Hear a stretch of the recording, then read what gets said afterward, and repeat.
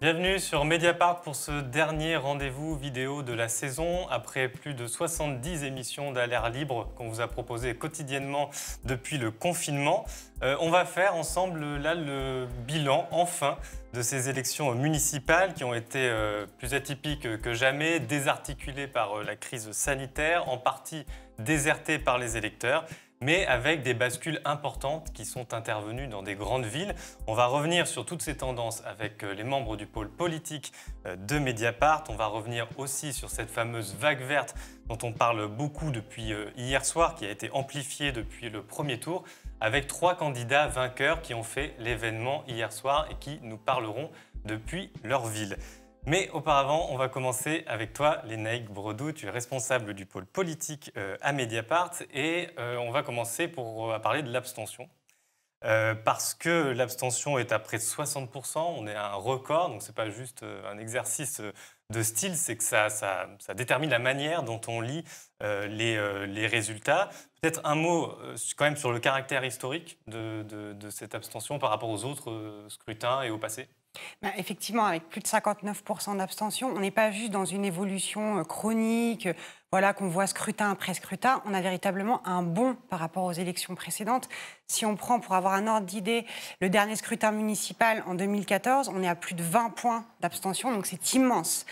Et on a un record absolu dans la Ve République. Depuis 1958, jamais une élection avait été aussi peu suivie par les électeurs.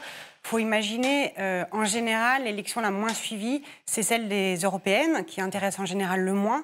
Eh bien, cette fois, on est au-delà des pires élections municipales jamais organisées depuis la fin des années 70. Donc, on est vraiment dans un saut très spectaculaire qui donne à cette élection, évidemment très longue, voilà, qui a duré plusieurs mois, un caractère absolument inédit et assez difficile à lire en réalité. Ouais. Alors, sur les causes, il y a évidemment la crise sanitaire, on a parlé de la peur du virus. Alors, ça pouvait peut-être, on pouvait penser que ce serait moins présent dans le second tour que dans le premier. On a quand même quelques indices que je vais te laisser développer, mais qui laissent penser quand même que ça a fortement joué, en tout cas, ça a amplifié cette dynamique de désaffection des urnes. Alors, traditionnellement, entre le premier et le second tour des élections municipales, il y a toujours un peu moins de participation au second, parce que souvent, l'enjeu est moins fort, les dés sont déjà jetés, ou bien les gens ont vu leur candidat éliminé au premier tour, donc ne se déplacent pas au second. Donc c'est un peu supérieur au premier tour, ça jusque-là c'est logique. Mais si on regarde dans le détail des résultats, en fait on voit que les villes, qu'il y a plusieurs villes où l'épidémie a été très élevée, très forte, et notamment Mulhouse, qui est donc un des berceaux de l'épidémie en France, qui est justement la ville de plus de 100 000 habitants à avoir eu le taux d'abstention le plus élevé, avec 75%. 75% d'abstention, il faut se rendre compte, c'est 3/4 des électeurs qui ne vont pas voter. Et on en est là encore dans une ville à plus de 100 000 habitants, donc c'est énorme. Et si on rentre un peu plus dans le détail, on voit que dans les villes de plus de 10 000 habitants, si on prend le record dans les villes de plus de 10 000 habitants, les 3 premières villes à sortir sont 3 villes de l'agglomération de Mulhouse. C'est quand même un indice assez fort que l'épidémie de Covid-19 a évidemment joué un rôle dans la mobilisation électorale. On le voit aussi dans ce que les électeurs ont dit, quand ils ont été interrogés en disant que voilà, la peur du virus avait encore continué à marquer les esprits. D'autant plus, il faut quand même rappeler que le premier tour a été organisé dans des conditions apocalyptiques, c'est-à-dire à un moment où précisément l'épidémie était en train d'exploser et le souvenir du maintien de ce premier tour, en dépit du bon sens, a quand même aussi laissé des traces. Alors, il y a évidemment ce facteur qui est majeur. Après, il y a d'autres facteurs plus structurels que tu évoques dans le papier que tu as publié hier soir sur les raisons de cette abstention, mais ça vaut quand même le coup de le dire. C'est qu'il y a des puissances de fond qui aboutissent à cette montée permanente comme ça du taux d'abstention. Effectivement, parce que bon, évidemment, là, il y a un saut très impressionnant, mais il s'inscrit quand même dans un contexte d'augmentation progressive depuis 1989 de l'abstention aux élections municipales. Donc c'est énorme. C'est-à-dire que ça fait quand même des années que cette abstention monte pour une élection qu'on présente encore parfois trop souvent, y compris dans les médias, comme étant celle des élus les préférés des Français. Populaires, les gens Voilà. aiment bien leur maire, tout ça. Exactement. Ce qui est de fait beaucoup moins vrai que ça n'était, qui est par ailleurs tout à fait à contrebalancer avec le rôle des métropoles, que les gens ne connaissent absolument pas. Voilà, et qui du coup relativise ce rôle d'attachement au maire. Mais donc on voit bien que c'est donc un phénomène quand même absolument structurel. Et puis ça s'inscrit évidemment dans les mobilisations des dernières années.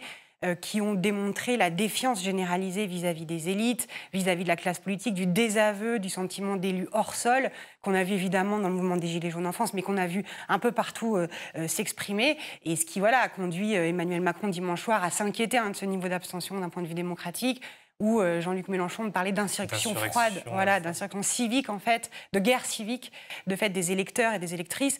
De fait, à ce niveau d'abstention, ça ne peut pas être juste la peur de la maladie qui joue. C'est évidemment cette espèce de défiance très forte et très importante.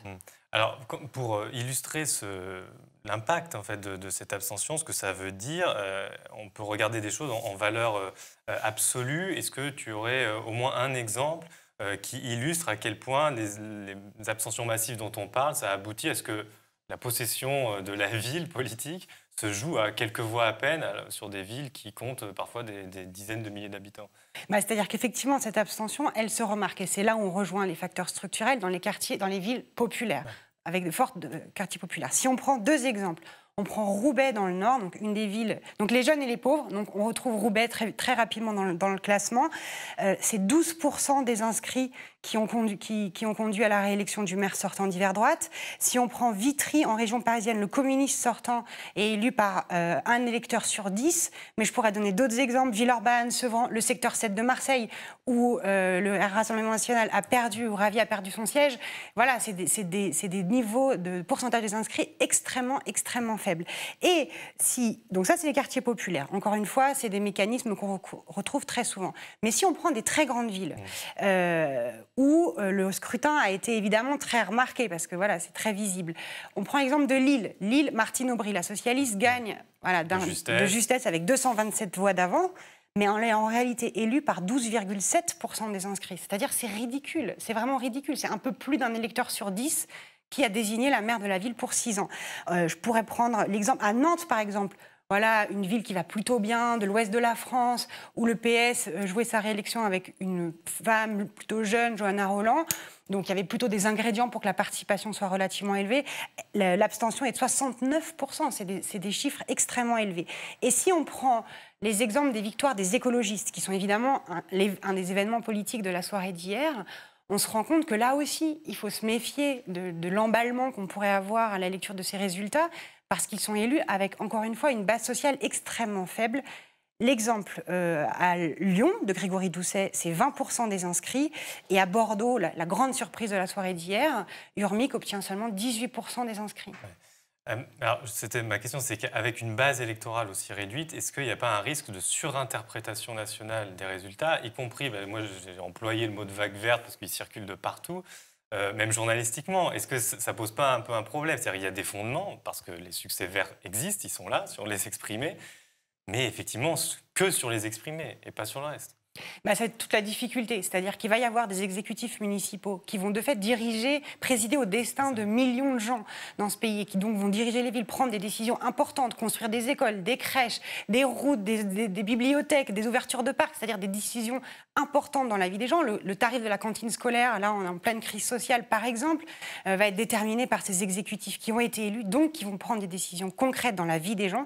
Donc c'est de ce point de vue-là un événement dans la vie réelle, pas juste dans les cerveaux de commentateurs et de commentatrices, mais évidemment, dire aujourd'hui que c'est une révolution pour la gauche, un échec pour la droite, une bascule pour le Front National ou le Rassemblement National, ce serait évidemment exagéré, en tout cas beaucoup trop définitif dans le jugement, parce que, encore une fois, la défiance vis-à-vis des institutions, la défiance vis-à-vis du processus même électoral est quand même un signal, on a beau le répéter, il ne se passe jamais rien, mais un signal qu'il faut absolument prendre en compte au risque d'une sorte d'explosion au bout d'un moment, à tel tant la défiance est généralisée.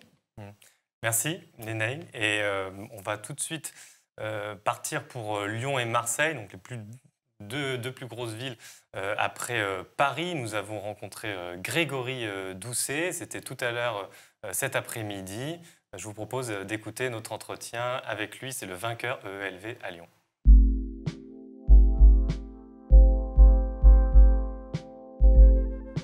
Bonjour Grégory Doucet. Bonjour. Vous venez de remporter la mairie de Lyon et les candidats qui soutiennent votre camarade Bruno Bernard vont permettre aussi aux écologistes et à la gauche de l'emporter à la métropole. Donc là, c'est un doublé, la ville et la métropole. Comment est-ce que vous qualifiez ce moment politique. Je vous pose la question parce qu'on a le sentiment à la fois d'une grande bascule historique et en même temps, les acteurs qui la font, c'est-à-dire vous, les écologistes, vous étiez dans les majorités sortantes des équipes de 2014. Alors le moment, il est historique. Il est historique parce qu'il correspond à un moment déjà historique pour l'humanité. Jamais l'humanité n'a eu à faire face à des périls aussi importants que le bouleversement climatique, l'épuisement de la biodiversité, qui aujourd'hui sont les deux grands enjeux. Et donc il est historique aussi pour le mouvement écologiste, puisque c'est la première fois qu'on a des résultats aussi incroyables, je dirais, avec pas seulement Lyon ou la métropole de Lyon, mais vous le savez, Strasbourg, Bordeaux, Poitiers, voilà, beaucoup de villes en France qui maintenant vont être gouvernées par des écologistes. Alors bien sûr, je mets les deux phénomènes en corrélation. Il y a une prise de conscience importante, même massive, dans la population de l'importance de ces grands enjeux. Donc, alors comme vous le disiez, oui, on a le doublé ici de la métropole et de la ville qui va nous permettre d'engager des grands chantiers pour redéfinir à la fois l'urbanisme, les mobilités, mais aussi proposer plus de justice sociale à l'échelle de toutes les villes de la métropole et bien sûr à nous. Alors justement, c'était ma question suivante, c'est qu'est-ce que les majorités précédentes ne permettaient pas et qui vont être permis là grâce aux majorités que vous avez à la métropole, à la ville. Alors bon, on ne va pas refaire tout le programme, mais si vous avez un ou deux projets phares à expliquer, y compris à celles et ceux qui ne connaissent pas forcément Lyon intimement, ce serait quel projet ? Déjà, si on reprend, enfin, si je repars du diagnostic, hein, si je vous parle du climat et de l'effondrement de la biodiversité, c'est parce que pour moi, c'est vraiment clé de commencer par ça. C'est-à-dire qu'aujourd'hui, la prise de conscience de l'ampleur de ces enjeux, elle est arrivée, elle est trop molle au sein de certains mouvements politiques qui considèrent que les questions d'écologie sont des questions qu'on peut traiter en plus, à part, une fois qu'on a traité tout le reste. Alors qu'aujourd'hui, c'est deux grands sujets. La transition écologique, c'est d'abord le sujet. C'est d'abord de ça dont il faut s'occuper. Et toutes les politiques publiques doivent être irriguées par la question de la transition. Donc ça concerne bien sûr les mobilités, ça concerne le logement, ça concerne les espaces naturels dans une ville, mais ça concerne aussi l'éducation, ça concerne aussi la sécurité. Voilà, tous les sujets en fait sont impactés par la question de la transition ou doivent être traités à l'aune de la transition écologique. Et c'est ce qui précédemment n'était pas fait par les majorités. Jusqu'ici, les écologistes ont souvent cherché à peser, à faire avancer dans le bon sens, je dirais. Mais là, on a besoin de passer à une autre échelle. Comme le disait Nicolas Hulot au moment où il a quitté le gouvernement d'Emmanuel Macron, il a dit, voilà, la politique des petits pas, ça ne suffit plus.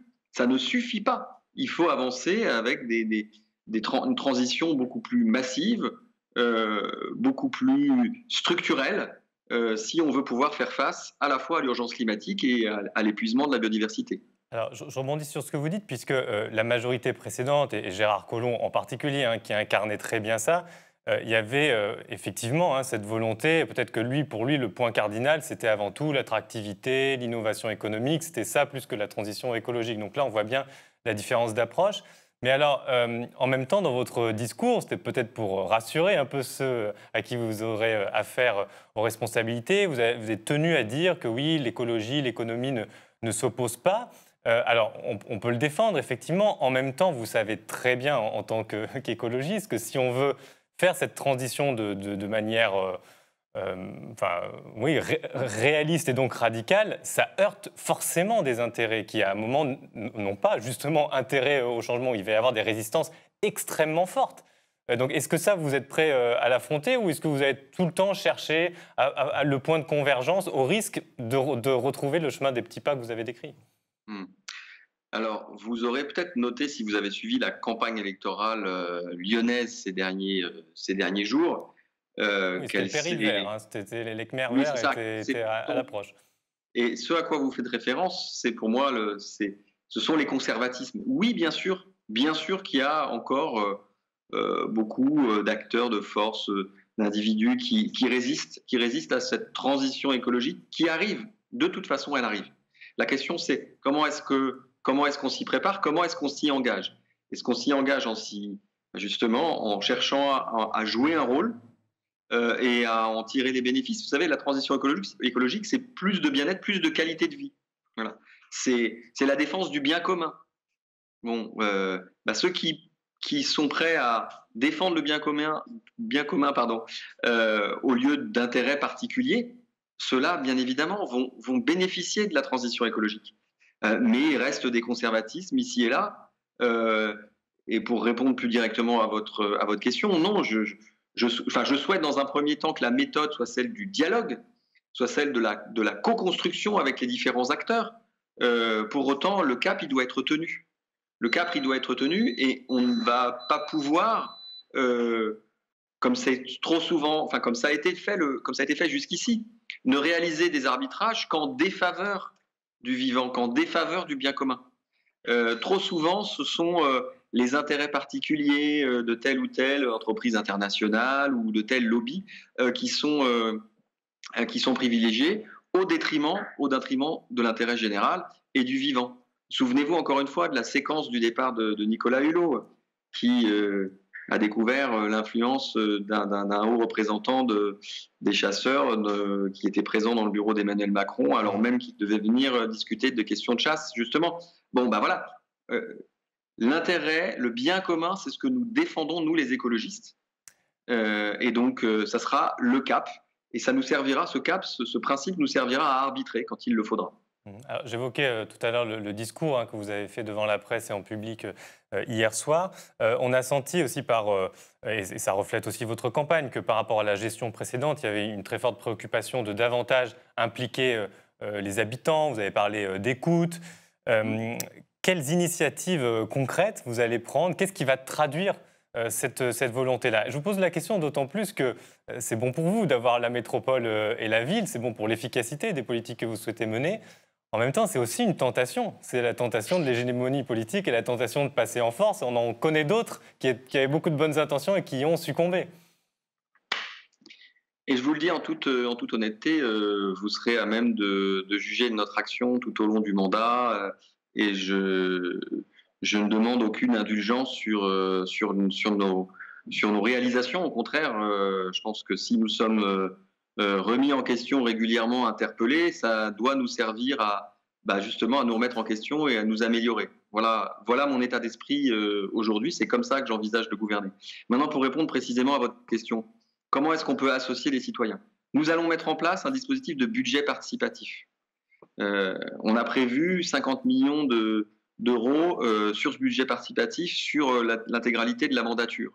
Un budget participatif, un dispositif de budget participatif, ça veut dire c'est de l'argent qui est fléché pour être finalement dépensé par les citoyens sur la base de projets qu'ils auront choisis, construits ensemble, alors ensemble bien évidemment avec les agents de la municipalité, et qui pour certains seront même co-réalisés par les habitants. Donc le budget participatif, déjà c'est un axe fort. Très très vite là, nous allons aussi engager un chantier de définition d'indicateurs de la qualité de vie, du bien-être. Mais pour définir ces indicateurs, on va le faire avec des citoyens, probablement qu'on va tirer au sort. L'idée étant que ce soit des citoyens qui nous disent quels sont les sujets, les questions sur lesquelles ils veulent mesurer la qualité de vie dans la ville.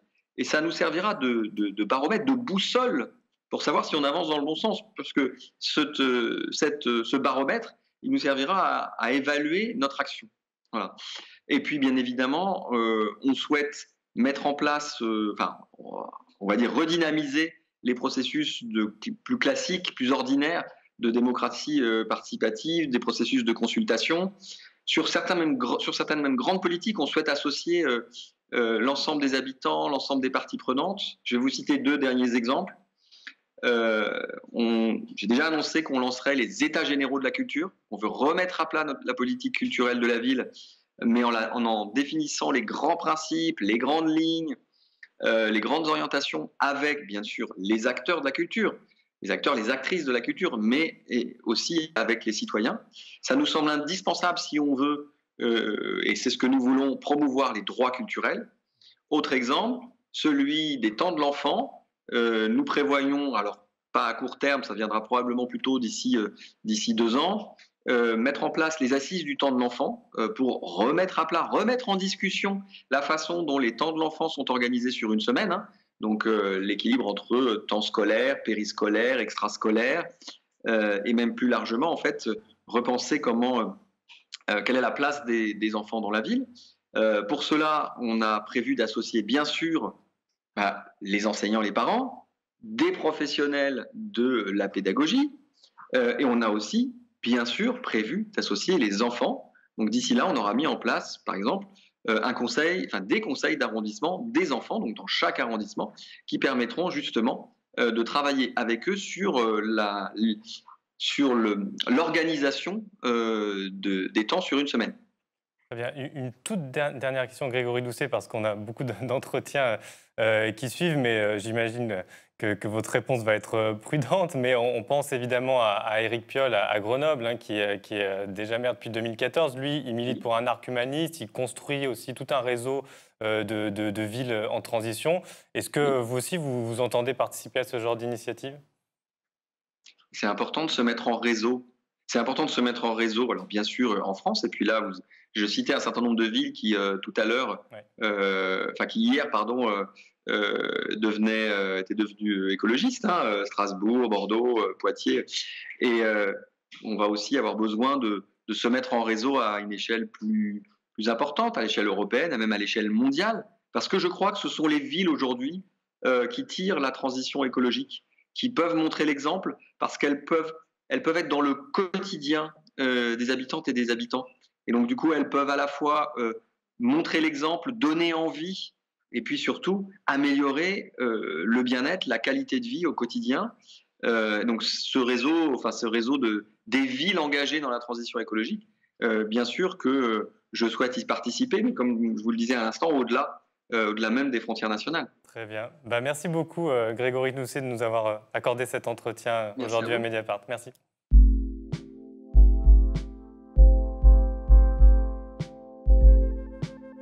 Nous allons maintenant à Marseille. C'est une autre ville où le scrutin d'hier a été historique. Nous retrouvons là-bas Lisa Castelli de Mars Actu. Bonjour Lisa. Bonjour Fabien. Alors Mars Actu, c'est notre partenaire, journal indépendant de Marseille. Alors avec toi, je le disais, on va parler de ce scrutin historique et pour commencer, de la fin d'un système, puisque la droite possédait cette ville depuis un quart de siècle. Ça a été Gaudin, évidemment, qui était le maire emblématique de cette période. Voilà, c'est quand même la fin d'un système, un lourd échec pour la droite. Elle le sentait venir, il y avait quand même un vent de panique qui circulait depuis quelques jours ou quelques semaines. Oui, c'était assez difficile d'y voir clair, c'est vrai, avec toutes ces histoires de participation, de premier tour juste avant le confinement. On ne pouvait pas y voir extrêmement clair, mais l'avance de Michel Rubirola au premier tour donnait quand même quelques indices. Donc depuis quelques semaines et même un peu avant, la droite marseillaise savait qu'elle allait devoir faire face à une élection un peu plus difficile que les précédentes. Aussi parce que Jean-Claude Gaudin, qui quand même avait une posture plutôt de rassembleur, ne repartait pas. Et puis aussi en raison des différentes crises qu'a pu connaître Marseille, notamment autour du logement, il y avait un vent de critique plus fort que jamais. Une prise de conscience, aussi une nouvelle population marseillaise, ce qu'on appelle les néo-marseillais, qui aussi peuvent changer le scrutin. C'est ce que craignait la droite et en effet, c'est ce qui s'est passé, même si le résultat reste serré puisqu'on ne saura pas l'identité exacte. En tout cas, ce ne sera pas confirmé avant samedi. On en reparlera peut-être. Et voilà, c'est vrai que la droite, qui ne garde que 3 des 8 secteurs à Marseille, est en mauvaise posture, pas complètement hors jeu, mais ce qui est très très frappant, c'est qu'en tout cas, ils ont perdu le secteur des 6e et 8e arrondissements, qui était vraiment le fief de Jean-Claude Gaudin, puisqu'en 2014, il avait été élu au premier tour. Et là, c'est donc une candidate novice qui fait sa première élection en politique avec le Printemps marseillais, qui l'a emporté, Olivia Fortin. Donc le séisme, il vient d'abord du cœur de la Gaudini. Et sur le reste de la ville aussi, il ne reste que 3 secteurs. Donc c'est assez impressionnant comme défaite pour la droite à Marseille, même si tout n'est pas complètement joué. Tout n'est pas joué, oui. Alors, un mot quand même du printemps marseillais. On a déjà un peu parlé avec toi dans l'émission À l'air libre, mais c'est quand même une coalition autour donc, de Michel Rubirola assez étonnante qui s'est faite un peu presque aux dépens, j'allais dire, en tout cas sans l'aide des partis nationaux. C'est important de souligner l'originalité quand même de cette construction politique et donc ça a payé en quelque sorte, même si encore une fois, voilà, on ne sait pas l'issue complètement. En tout cas, on ne saura pas si c'est vraiment quelqu'un du printemps marseillais qui sera maire de Marseille.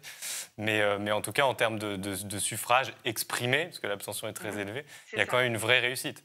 Absolument. Et tu fais bien de le souligner, les partis sont restés un petit peu à distance de tout ça. Alors, Benoît Payan, socialiste, hein, qui a été élu hier maire des 2e et 3e arrondissements, était un des précurseurs de ce mouvement du printemps marseillais. Il avait le mandat d'Olivier Faure, mais en dehors de ça, il n'avait pas forcément le soutien du PS départemental. Hein. Il s'est souvent battu pour porter ce projet contre une partie des anciens éléphants locaux. Donc au niveau du PS, c'était pas gagné. Et puis au niveau d'Europe Écologie Les Verts aussi, en fait, la stratégie qui avait été choisie en septembre dernier, c'était de partir tout seul au premier tour. Donc le rassemblement du printemps marseillais, il s'est fait aussi de pas mal de déchirements qui ont beaucoup occupé l'actualité politique à l'automne. Et finalement, en fait, le score du premier tour les a confortés et a fait que le rassemblement avec les Verts s'est fait plutôt facilement. En fait, hein. Les écologistes ont dû suivre la marche et accepter les conditions du printemps marseillais. Plutôt, quand même, c'est ce qui s'est passé, on peut le dire. Donc, c'est un rassemblement qui s'est fait avec quand même à la base Parti socialiste, Parti communiste, plusieurs autres mouvements comme Génération, Place publique, mais en tout cas, les Verts et les Insoumis, notamment, n'ont pas acté leur participation avant le 2e tour. Et aussi une place des citoyens important. Ça a été aussi difficile, hein, des collectifs marseillais n'ont pas souhaité rejoindre le printemps marseillais, mais en effet, et particulièrement dans les listes qui ont été élues hier dans 4 secteurs de la ville, c'est des listes avec une forte teneur de candidats société civile. Ouais, alors tu as prononcé plusieurs fois le mot secteur, hein, pour ceux qui ne connaissent pas Marseille, c'est effectivement par secteur que sont élus les conseillers municipaux et ensuite l'élection du maire de Marseille se joue après ce qui s'est joué dans les secteurs, si bien que la majorité qu'il y a éventuellement au niveau de la ville dans son ensemble, on ne la retrouve pas lorsqu'on additionne les secteurs un par un. C'est toute la difficulté, c'est pour ça qu'on parle de 3e tour. Tu as évoqué samedi, hein, c'est le jour où doit se faire l'élection du maire de Marseille ou de la maire de Marseille et pour l'instant, on ne peut pas vraiment être définitif. Est-ce que le printemps marseillais paye pas un peu une décision qu'on peut penser à son honneur? Elle a un peu joué le Front républicain pour faire battre Ravier, donc le Rassemblement national, là où il était maire dans son secteur. Mais c'est en retirant ces listes et donc en ayant 0 conseiller municipal dans ces secteurs-là. Donc, du coup, il lui manque peut-être des voix cruciales. Est-ce que ça se confirme, cette analyse-là? Oui, évidemment, et ils étaient nombreux, hein, hier, les militants qui disaient entre leurs dents, il est où Jérémy Bacchi? Alors Jérémy Bacchi, c'était le candidat du printemps marseillais dans les 13e et 14e arrondissements qui forment le 7e secteur, où Stéphane Ravier, Rassemblement national, était donc maire sortant. Et en effet, Jérémy Bacchi, après le premier tour, au lendemain du premier tour, a annoncé qu'il ne se maintiendrait pas pour faire barrage au Rassemblement national, puisque le candidat LR était en 2e position, donc pour laisser pour faire vraiment un front républicain, tout ce qu'il y a de plus classique en fait. Hein.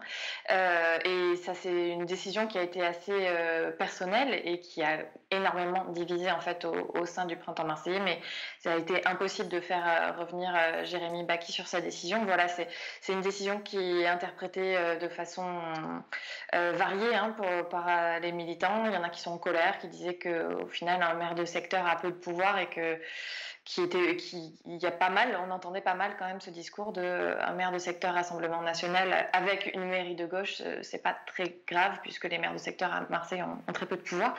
Mais par rapport à ta question, oui, c'est aussi parce que le 13e et 14e arrondissement, le 7e secteur, pourvoit énormément de sièges puisque c'est le secteur le plus habité de Marseille, et en renonçant ne serait-ce qu'à se maintenir au second tour, c'était même quelques sièges de conseillers d'arrondissement d'opposition et peut-être donc de conseillers municipaux à la mairie centrale qui sont perdus comme ça. Donc en effet, en se présentant que dans 7 secteurs sur 8, le Printemps marseillais a minimisé ses chances. Et sachant que dans le secteur voisin des quartiers nord, l'autre secteur des quartiers nord, il y a aussi une décision qui divise, puisque là où Samia Ghali, qui est donc sans étiquette, ex-socialiste, était arrivé en tête, eh bien, le Printemps marseillais a décidé de se maintenir alors qu'il avait donc, et en créant en fait une triangulaire avec le Rassemblement national, ce qui fait que là-dessus, il n'y a pas de majorité franche dans le 15e et 16e arrondissement. Le Printemps marseillais aurait pu décider de laisser la main à Samia Ghali et de négocier à ce moment-là une alliance avec elle. Et Samia Ghali l'a finalement emporté dans cette triangulaire, ce qui fait qu'il faut absolument, pour le Printemps marseillais, obtenir les voix de Samia Ghali s'ils veulent une majorité la plus large possible, même si à l'heure qu'il est, on n'est pas sûr du tout que le Printemps marseillais puisse avoir une majorité absolue. Ouais, tout court. Dernière question brièvement, Lisa. Est-ce que les candidats, ceux justement qui vont essayer de faire élire Michel Rubirola comme maire de Marseille, est-ce qu'ils ont conscience quand même d'être scrutés par beaucoup de regards nationaux à gauche? Est-ce que ça pèse sur les discussions et les débats? Ils ont conscience d'être scrutés, et c'est d'autant plus douloureux pour eux avec les premiers sondages qui ont annoncé la ville passée à gauche, franchement, à 21h hier soir. C'est d'autant plus douloureux que les appels de soutien, les félicitations ont été extrêmement nombreux, et au final, il faut expliquer aujourd'hui au reste de la France que c'est pas si simple que ça. Le poids du regard après... en fait, tout repose aujourd'hui sur les épaules de Samia Ghali, qui doit choisir si elle reconnaît tout de même une parenté naturelle avec la gauche dont elle vient, ou si les discussions qu'elle a pu avoir au cours des dernières années avec certains élus de droite, ou en tout cas du centre, pèsent aussi dans la balance. Ça a été tendu entre Samia Ghali et le Printemps marseillais pendant toute la campagne. Donc c'est plus sur elle en fait que pèse ce regard. Et c'est vrai que ces dernières années, elle n'était pas spécialement partisane de l'Union des gauches. Elle travaillait plus, elle lorgnait plus du côté d'Emmanuel Macron, a priori, même si elle dit toujours être une femme de gauche. Donc en fait, c'est plutôt là-dessus que pèsent les regards. Et je crois que Samia Ghali a décidé de bien montrer qu'elle ne serait pas susceptible de céder aux pressions, mais plutôt aux négociations fermes, a priori. Très bien. Merci beaucoup, Lisa, pour ce point sur Marseille. On rappelle donc Mars Actu, notre partenaire à Marseille. Merci beaucoup. À très bientôt. Et nous poursuivons ce débriefing des élections municipales avec Hélène Salvi. Bonjour Hélène. Bonjour Fabien. Tu suis l'exécutif pour Mediapart. Et ce que tu as documenté hier soir, c'est un échec anticipé, pressenti. Il n'y a aucune grande ville vraiment qui tombe, en tout cas strictement, dans l'escarcelle, La République En Marche. Non, hier, ils ont clairement enregistré absolument aucune victoire, sinon une seule, mais qui n'est pas réellement une victoire. Pour eux, c'est celle du Premier ministre, Édouard Philippe, qui a été au Havre, qu'il a emporté face à la liste menée par le député communiste Jean-Paul Lecoq. Donc il a recueilli à peu près 59% des suffrages exprimé, je crois. Pourquoi c'est pas vraiment une victoire, même si immédiatement la porte-parole du gouvernement, Sibeth Ndiaye, a expliqué sur les plateaux de télévision dimanche soir que c'était une victoire qui nous honore tous, a-t-elle dit. Sauf qu'Édouard Philippe, c'est l'un des rares du dispositif gouvernemental à n'avoir jamais pris sa carte à La République En Marche, à s'y être toujours refusé. C'est un ancien élu Les Républicains qui a quitté son ancien parti, mais qui n'a jamais souhaité rejoindre les rangs de ceux de la majorité. Comme le ministre Darmanin. Non, pas comme le ministre Darmanin qui, lui, a sa carte à La République En Marche. C'est le cas, effectivement, de Gérald Darmanin, de Bruno Le Maire, de Sébastien Lecornu, qui est un autre ministre. Eux se sont tous encartés à La République En Marche. Le seul qui a fait le choix de ne pas y aller, c'est Édouard Philippe. Alors, tu développes dans le papier que tu as écrit hier soir l'idée que Macron voulait enjamber ces élections, en tout cas s'en débarrasser, raison pour laquelle ça l'aurait poussé à les faire là, juste avant l'été, parce que certains ont critiqué aussi le choix de faire ces élections juste avant des départs en vacances, par exemple. En fait, il y avait pas mal de sujets qui intéressaient l'exécutif pour l'organisation du second tour rapidement. D'abord, il y avait un sujet économique, c'est-à-dire comment relancer l'attractivité s'il n'y a pas de financement public qui peuvent être mis en place avec de nouvelles équipes municipales.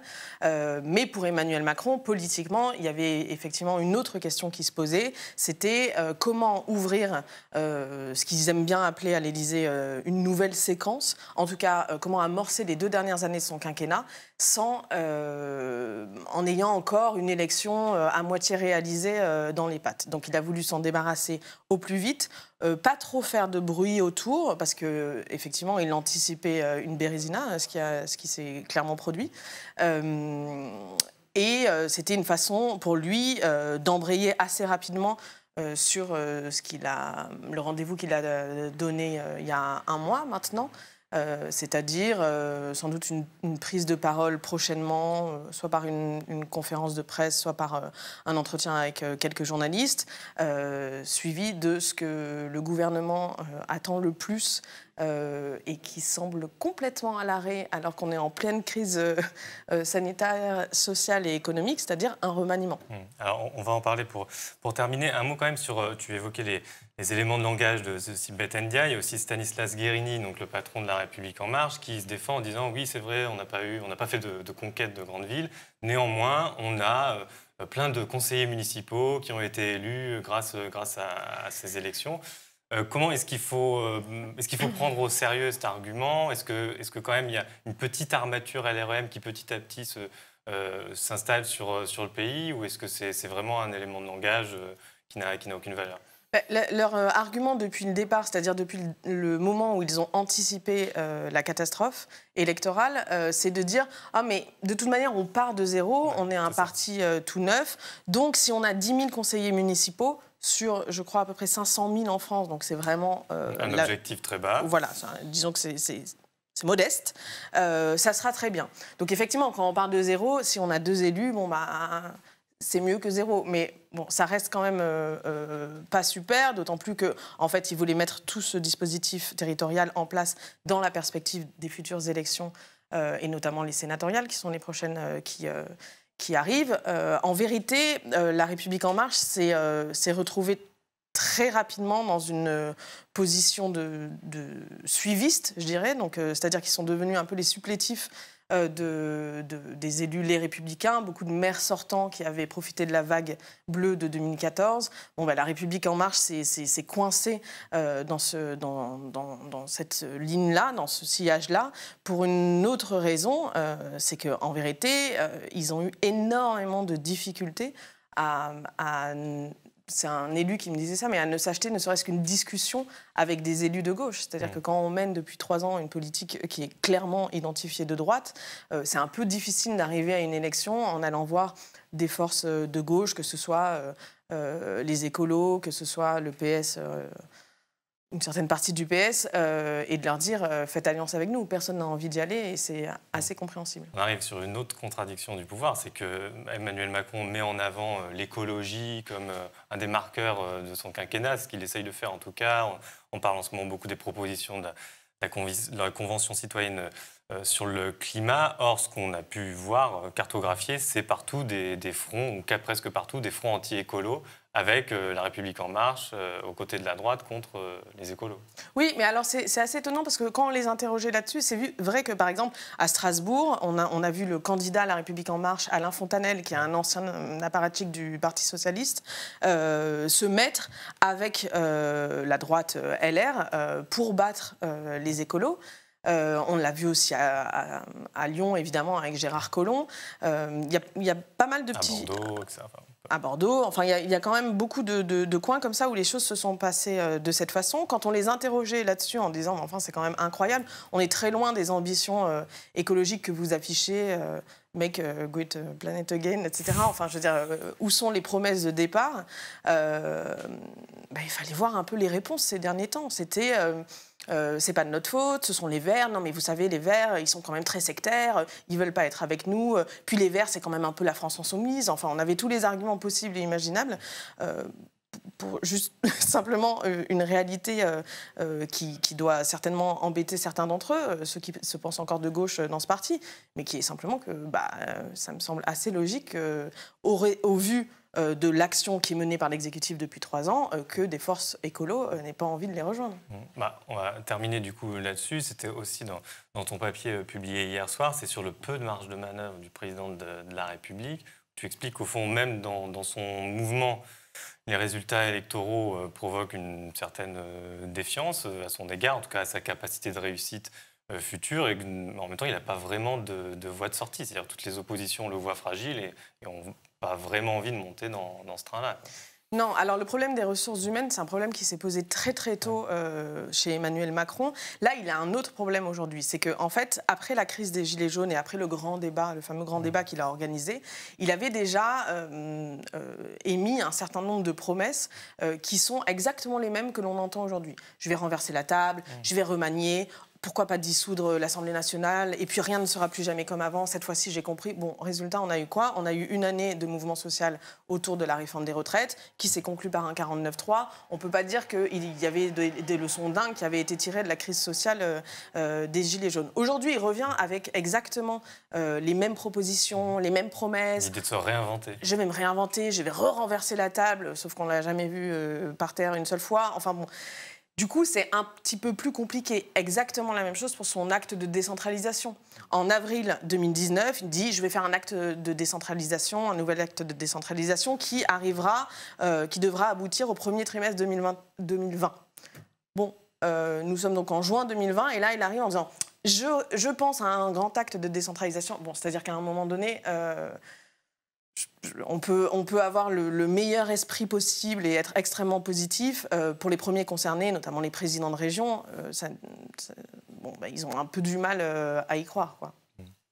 Merci Hélène pour ce tour d'horizon. Et on va partir à Bordeaux où on va retrouver notre correspondant Jérémy Janté.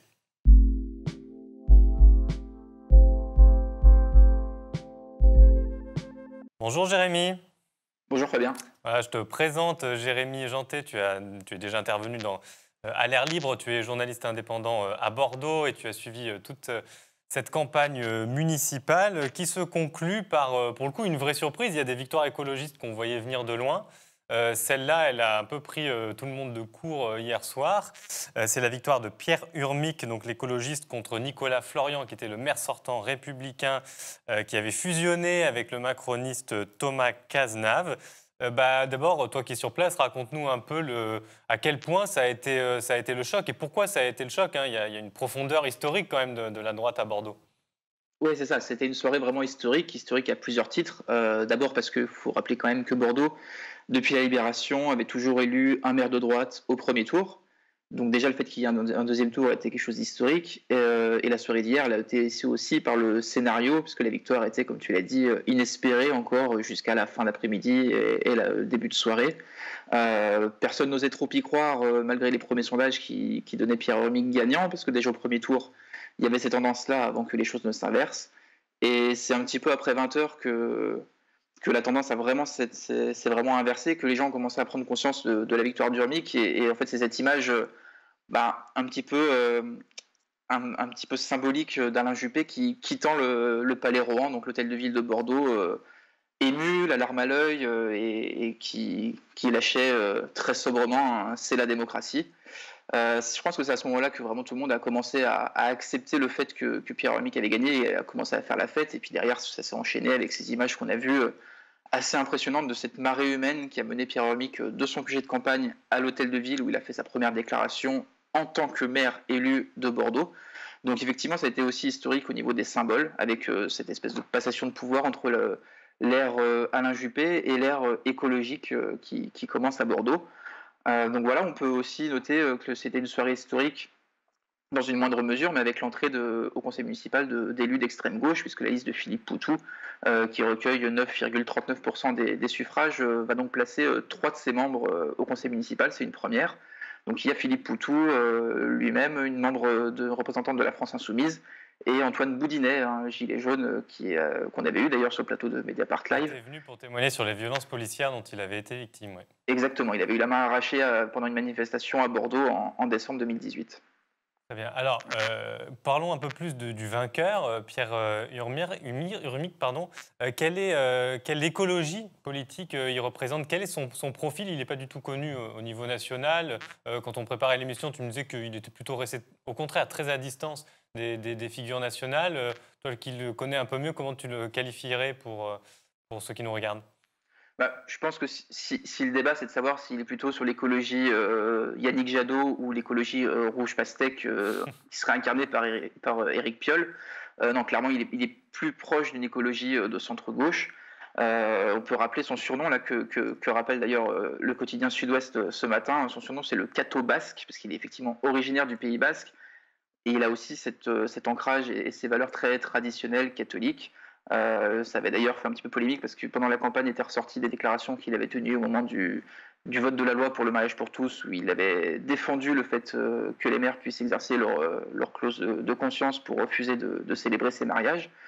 Donc effectivement, on est sur un notable bordelais, avocat de profession, qui se présente au municipal depuis 1995, donc qui est bien installé dans le champ politique. Il avait jusque-là l'habitude d'être cantonné au rang d'opposant politique d'Alain Juppé. Maintenant, il va avoir les rênes de la commune et donc tout le monde attend de voir ce qu'il va en faire. C'est quelqu'un qui donc est originaire du Pays basque, qui a fait ses études à Bordeaux. Il a eu comme professeur Jacques Ellul, donc un sociologue, historien qu'il aime citer comme étant le moteur de son engagement politique. Et politiquement, lui, a jamais dévié. On peut lui donner quand même ce crédit de la constance. Il n'a jamais dévié de cet engagement écologique dès le début des années 90 où il a été élu au conseil régional d'Aquitaine. Il a notamment intégré le parti Génération Écologie qui avait été fondé donc par un local, Noël Mamère. Mais c'est vrai qu'il a toujours été en retrait et qu'il n'a jamais vraiment franchi les frontières de Bordeaux. Il a toujours été un petit peu en retrait de ce qui se passait au niveau national au sein d'Europe Écologie Les Verts. Et d'après les discours qu'il tient depuis son élection d'hier soir, il n'entend pas changer de ligne. Alors, il y a quand même un souci dont on peut parler pour beaucoup d'élus, certes, mais quand même, c'est-à-dire qu'à Bordeaux, il obtient cette victoire historique, mais avec aussi une abstention historique. Est-ce qu'il y a une conscience dans son camp quand même de cette victoire peut-être un peu fragile? Oui, non, mais je pense que, effectivement, tout le monde a pris la mesure de ces chiffres. On va les rappeler rapidement, mais à peine 38% des gens sont allés voter hier à Bordeaux. Donc c'est très peu. Pierre Urmic, il est élu maire avec seulement 17,5% des inscrits. Donc c'est pareil, il y a un écart de 1300 voix entre lui et Nicolas Florian, alors qu'il y a 90 000 personnes qui ne sont pas allées voter. Donc évidemment, il est conscient de tout ça, et il est conscient qu'il faut aussi relativiser cette victoire, même si elle garde un caractère historique.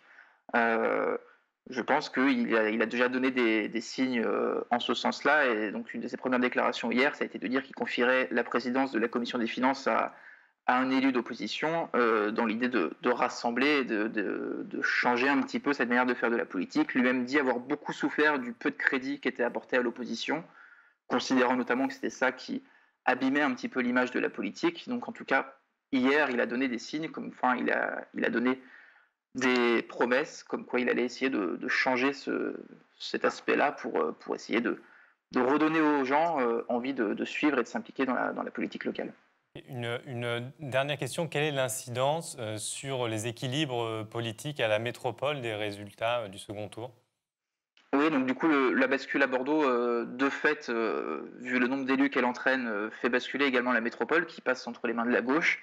Ce sera une coalition Europe Écologie Les Verts PS qui devient assez largement majoritaire à la métropole. Donc du fait du basculement de Bordeaux, mais on peut également citer le basculement de Saint-Médard-en-Jalles, de Carbon-Blanc, d'Artigues-près-Bordeaux. Il y a également le maire PS de Mérignac, Alain Ziani, qui garde son poste. Donc tout ça, c'est des prises importantes ou des victoires importantes pour la gauche qui du coup se retrouve majoritaire à la métropole. On peut quand même dire par contre que ça c'est quelque chose de moins historique parce que la métropole a déjà basculé à gauche par le passé. C'était le cas entre 1977 et 1983, mais aussi entre 2004 et 2014. À l'époque, donc, elle a été dirigée par Alain Rousset qui a ensuite pris la région et par Vincent Feltès qui a été le candidat socialiste pendant longtemps ici avant de partir à Paris pour devenir conseiller de François Hollande. Très bien, merci beaucoup en tout cas Jérémy. Merci à vous, merci à toi. Voilà, donc on vient de parler de Bordeaux où la droite a subi une défaite historique. Je me tourne vers toi, Lucie Delaporte, tu es journaliste au pôle politique de Mediapart.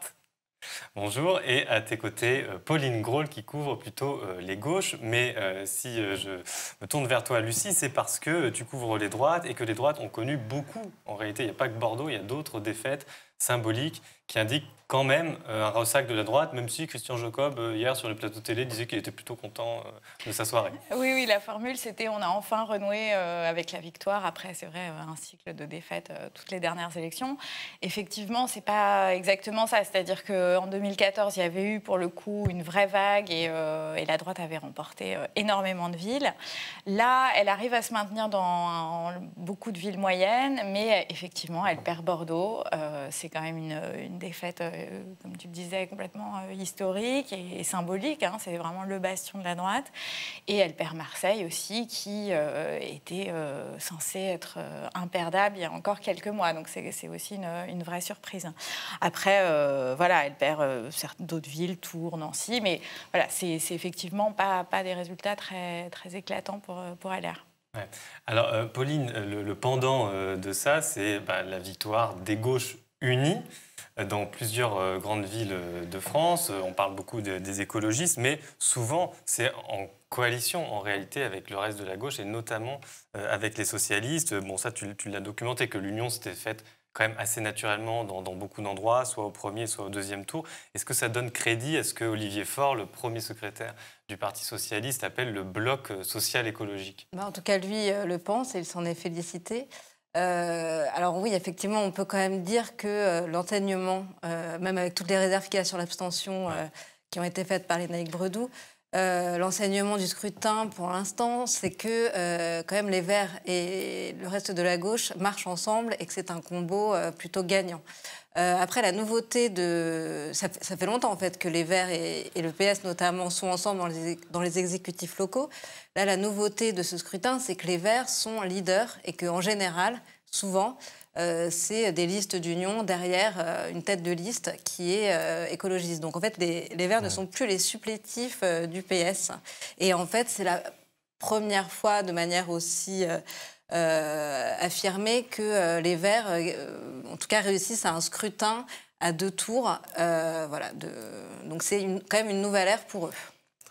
Alors, est-ce que ça vient aussi clore un débat qui avait lieu, alors on le présente de manière peut-être un peu caricaturale, mais en gros qu'il y aurait chez les écologistes une ligne pour l'ancrage à gauche et puis une ligne un peu plus tentée par des alliances centristes. Est-ce que là, les municipales ont permis de clarifier ça?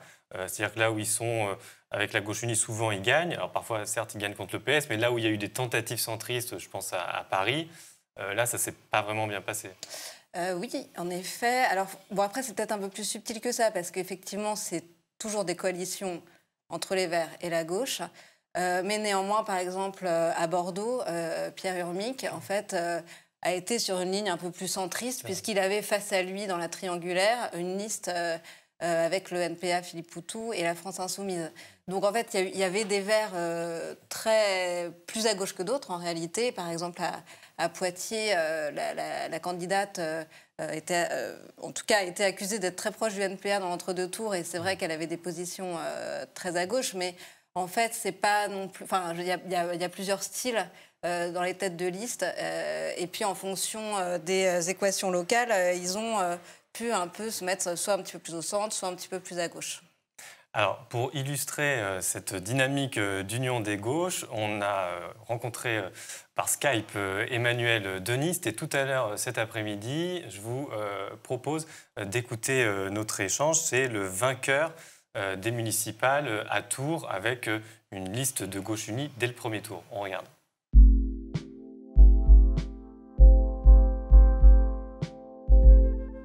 Bonjour Emmanuel Denis. Bonjour. Vous êtes le nouveau maire de Tours, en Indre-et-Loire, qui était gouverné par la droite depuis 2014 par Christophe Boucher. Votre originalité, parmi les autres candidats écologistes qui ont remporté des victoires dimanche soir, c'est d'avoir rassemblé très largement, pas totalement, mais très largement à gauche dès le premier tour, avec également une moitié de non-encartés sur votre liste, c'est à préciser. Première question toute simple, quelle est la méthode que vous avez suivie pour maintenir tout le monde à bord et réussir à relativiser la place que prenaient les appareils partisans dans cette construction politique à Tours? En fait, dès 2017, juste après les élections présidentielles où on a encore subi le scandale Fillon, où on a ressenti encore plus fort le désaveu, la désaffection et la déception de la population vis-à-vis du politique, on s'est dit qu'il fallait inventer une nouvelle manière de faire de la politique et d'essayer autre chose que tout ce qui avait été essayé jusque-là. Donc on a travaillé sous forme d'une liste totalement participative, totalement horizontale, sans président ni vice-président, sans hiérarchie, avec voilà, des techniques qu'on utilise habituellement dans ces listes participatives, du tirage au sort, du vote, des décisions prises au consentement, des Word Café, enfin voilà, toutes ces techniques utilisées par les listes de participatifs qui nous ont permis de construire un vrai projet pour la ville et en attirant à la fois de nombreuses personnes qui jusque-là n'étaient pas des militants politiques. C'est pour ça qu'au final, on a quasiment la moitié de la liste qui est représentée par voilà, ces nouvelles personnes impliquées en politique. Et puis, ça a attiré aussi autour de nous l'ensemble des mouvements de gauche, voilà, qui ont été séduits par la manière de faire et puis par notre programme. Donc, c'est un ensemble de choses. On a commencé par faire différemment. On s'est dit surtout ne pas retomber dans les discussions d'appareils. Donc, on a commencé très tôt. On a travaillé d'abord sur le programme. Et puis petit à petit, on a attiré à nous l'ensemble des autres. J'ai un message d'erreur qui s'affiche, mais en tous les cas, on a attiré l'ensemble des autres mouvements de la gauche de Tours, et ce qui a permis de faire ce grand rassemblement et de créer cette dynamique dès le premier tour. Alors, ma question était un peu intéressée. Forcément, quand on voit les expériences qui se mènent dans les villes, on se pose la question de savoir si elles seraient réplicables à d'autres échelles, l'échelle nationale, mais peut-être plus modestement aux échelles régionales, par exemple. Est-ce que c'est le sentiment que vous avez, que la méthode que vous avez suivie collectivement, elle est réplicable à des échelles supérieures? Oui, tout à fait. Je pense que c'est une méthode que l'on peut appliquer à d'autres échelles, même si je pense quand même que l'échelle locale est vraiment le meilleur laboratoire pour ce type de méthodologie, puisque voilà, il y a une proximité géographique quand même, qui fait que les gens peuvent se retrouver régulièrement. Et puis voilà, l'idée de travailler sur un projet politique, mais un projet pour la ville. Ça facilite aussi l'implication de certaines personnes qui seraient parfois échaudées ou qui auraient la crainte d'être embrigadées dans un mouvement politique.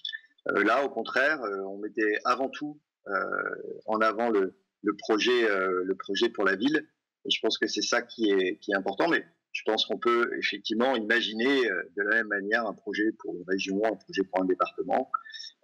Après, physiquement, c'est un peu plus compliqué puisqu'il n'y a pas la même proximité, mais vraiment cette manière de faire, surtout en faisant en sorte que on n'a pas l'impression que les dés sont pipés d'entrée de jeu avec déjà une hiérarchie finalement dans l'organisation. Là, il n'y avait pas du tout de hiérarchie. C'est resté un collectif totalement horizontal jusqu'à l'élaboration de la liste. Mais je pense qu'effectivement, on peut réutiliser cette technique-là par ailleurs. Alors, avec les victoires qu'il y a eu ailleurs, je pense à Lyon ou à Bordeaux, il y a forcément les caricatures qui sont revenues. On a dit, ah ben voilà, l'écologie, c'est le vote des bobos branchés. Bon, il se trouve que Tours ne correspond pas vraiment à cette caricature.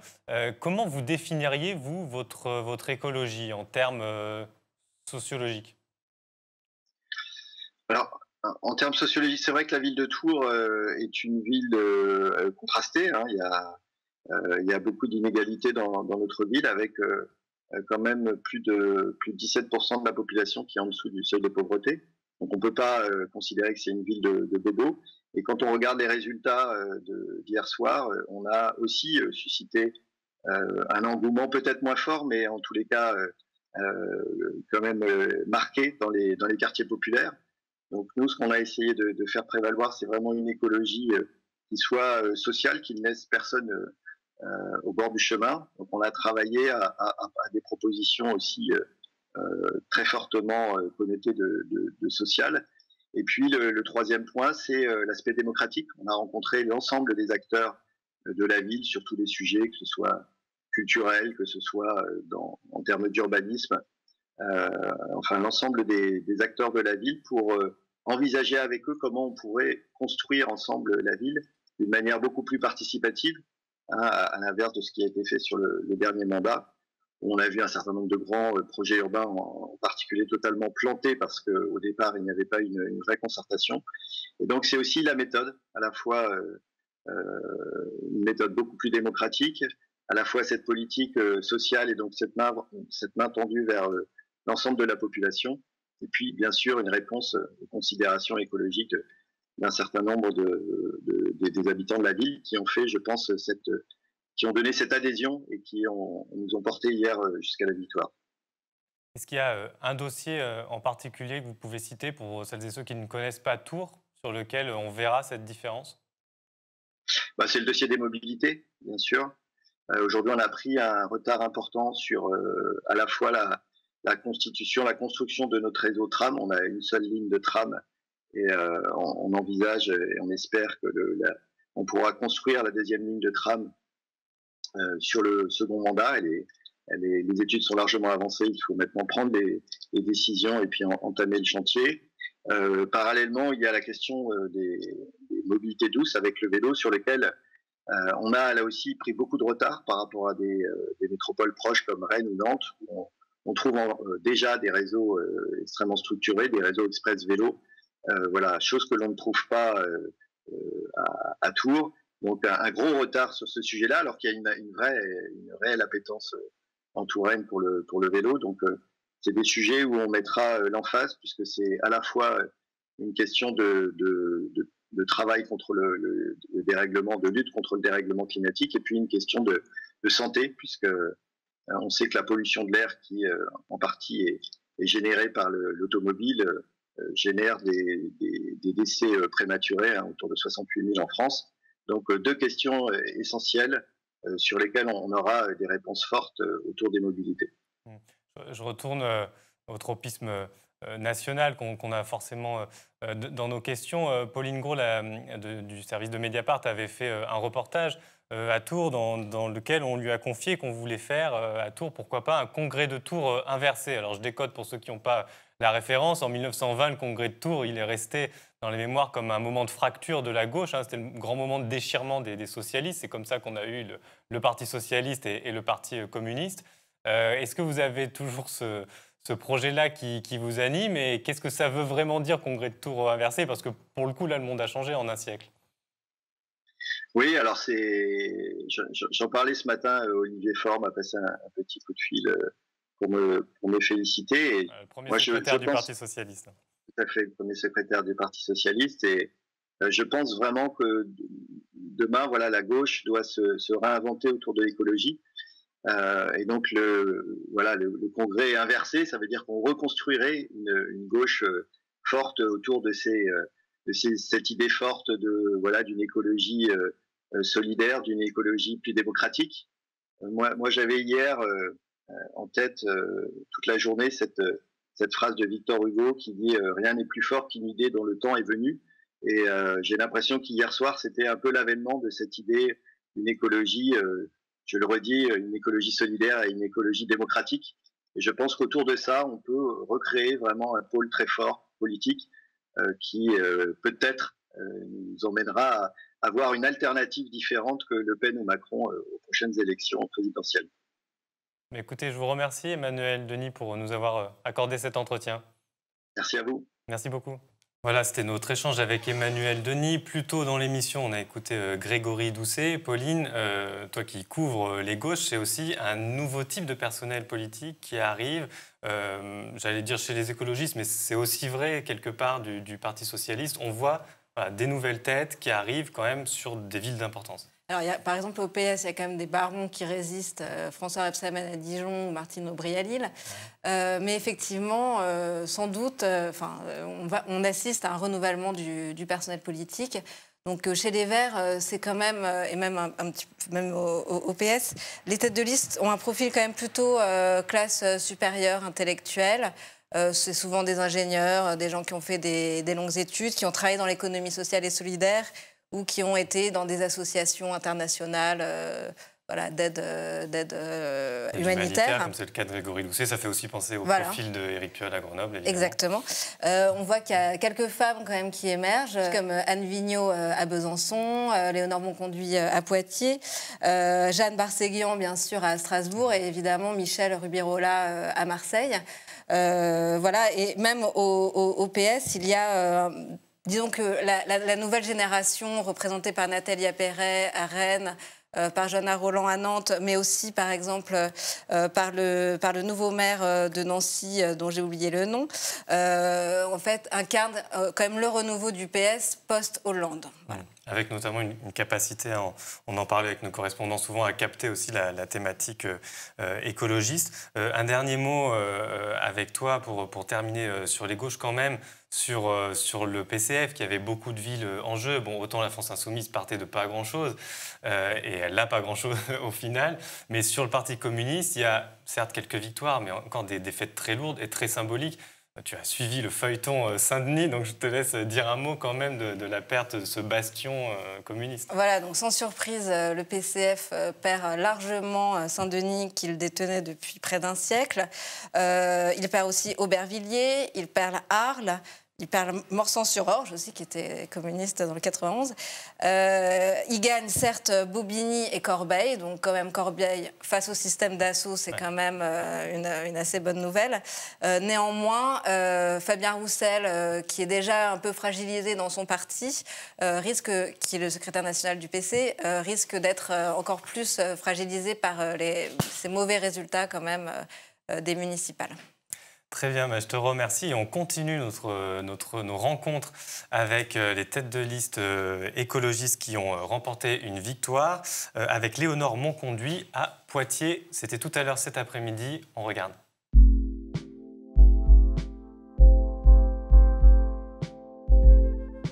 Bonjour Léonore Monconduit. Bonjour. Vous êtes la nouvelle maire de Poitiers, dans la Vienne, qui était jusqu'alors gouvernée par un élu socialiste. Vous faites partie aussi de ces figures de l'écologie politique qui sont apparues dimanche soir avec de nombreuses victoires à travers la France. Je vais vous demander d'abord une petite auto-analyse en quelque sorte, puisque entre les deux tours, avec cet entre-deux-tours si particulier, vous êtes passé d'environ 24 à 42% des voix. Il y a eu une dynamique assez massive dans l'entre-deux tours. Selon vous, qu'est-ce qui l'a permis? Qu'est-ce que vous avez fait qui a permis ça? Poitiers Collectif est une démarche citoyenne qui s'est lancée il y a 2 ans à partir de rien. C'est vraiment un mouvement à l'échelle de Poitiers, par Poitiers, pour Poitiers. Et on avait un peu un déficit de reconnaissance puisqu'on était nouveau dans le paysage politique. Et donc, je pense que le score du premier tour nous a permis de passer un palier de crédibilité et de montrer aussi à beaucoup de gens qui n'y croyaient pas que c'était possible d'incarner une alternative pour Poitiers. Et donc, je pense que c'est le score du premier tour qui a permis d'amplifier la dynamique et de convaincre beaucoup de gens de la rejoindre entre les deux tours. Et c'est vrai qu'il y a une campagne d'entre-deux tours assez longue qui nous a aussi permis de continuer à nous faire connaître. On n'a vraiment pas perdu la dynamique, en tout cas de notre côté, malgré la longueur de cet entre-deux tours. Donc on peut aussi se féliciter peut-être du fruit de notre mobilisation, même si à Poitiers, comme partout en France, l'abstention reste plus élevée que jamais pour des municipales, ce qui est extrêmement préoccupant.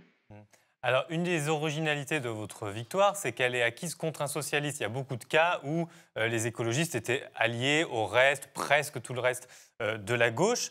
Qu'est-ce qui n'a pas fonctionné avec le PS localement, notamment dans l'entre-deux tours? Parce que bon, souvent dans le premier tour, on se compte, mais dans l'entre-deux tours, est-ce qu'il y a eu des discussions? Qu'est-ce qui s'est passé? Non, à Poitiers, le paysage politique est vraiment fait de telle sorte qu'il n'y a pas eu de discussion entre notre proposition et la liste portée par le maire sortant, Alain Claes. Et donc, non, c'était.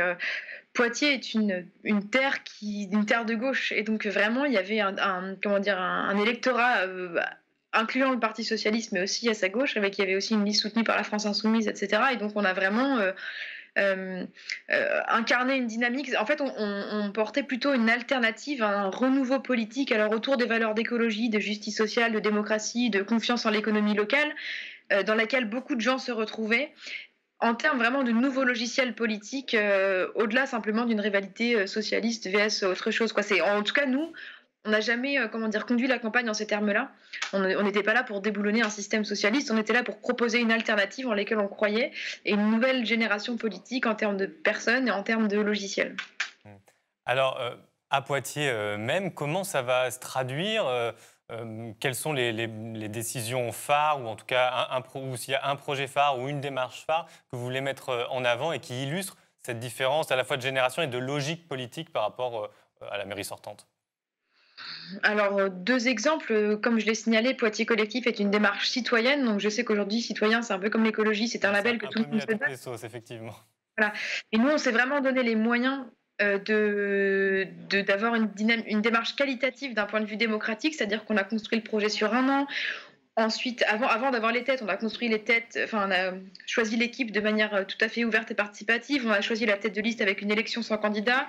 Toutes nos décisions ont été prises en plénière publique, elles font l'objet de comptes rendus publics, même les négociations entre partis, etc. Donc on s'est vraiment donné les moyens d'avoir une démarche qui parle d'elle-même d'un point de vue exemplarité démocratique, et ça va se retrouver dans ce qu'on mettra en place à la mairie de Poitiers. On a beaucoup travaillé avec Barcelone, par exemple. On trouve inspirant l'exemple de Barcelone, avec une assemblée citoyenne, avec un référendum d'initiative locale, avec un droit d'initiative locale. C'est des mesures qu'on mettra en œuvre pour permettre à chacun de s'approprier la démocratie locale.